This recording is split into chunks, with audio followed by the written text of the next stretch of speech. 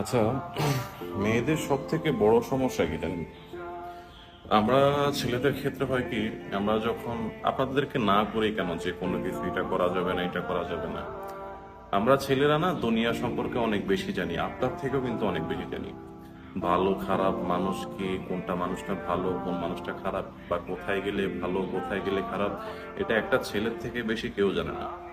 যখন আমরা একটা মেয়েকে এই জিনিসগুলো বলতে যাই যে হ্যাঁ এখানে যাওয়া যাবে না, ওইখানে যাওয়া যাবে না, তারা মনে করে যে তাদের ফ্রিডমটা আমরা নিয়ে নিচ্ছি, তাদের স্বাধীনতা আমরা নিয়ে নিচ্ছি। সে বলে হ্যাঁ আমি এটা করতে পারবো না কেন, ওইটা করতে পারবো না কেন।